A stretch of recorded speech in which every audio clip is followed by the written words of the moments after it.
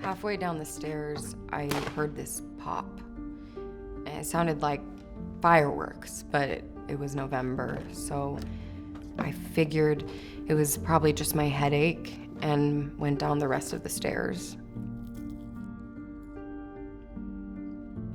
It was then that I saw my brother's best friend, Sam, come in the back door, but something was off. Hey, Sam. Then he raised the gun. I still hear that sound in my dreams. My dad dropped to the floor in the kitchen. Then the door shut behind Sam. He was gone. I stood there for what felt like forever. What just happened? That's when I saw my brother's body laying in the backyard.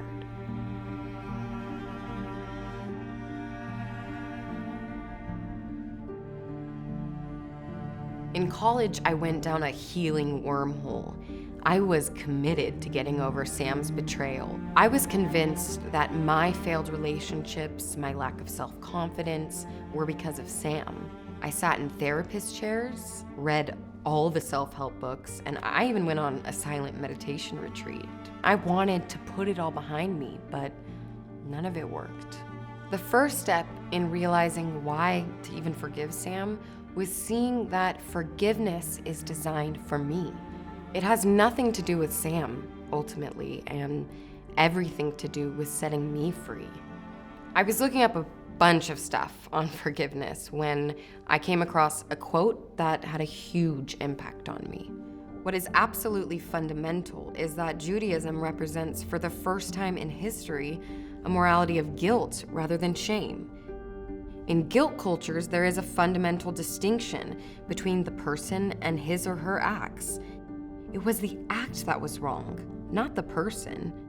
That is what makes forgiveness possible.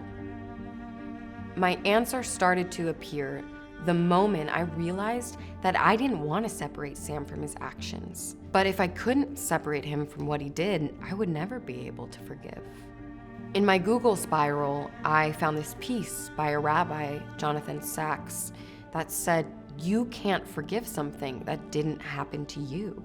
I couldn't forgive this terrible kid for murdering my brother and father. I could only forgive him for the damage he caused me. And that meant that I'd have to figure out what that damage actually was. Yes, Sam is a monster. But that had nothing to do with my ability to forgive. Even though Sam did the unimaginable, to forgive him would mean to stop seeing him as the source of my pain. It would mean to stop identifying the pain I was feeling with him and start identifying it with the actions he committed. That small separation between person and action would allow me to cut that tether that was binding us together all those years.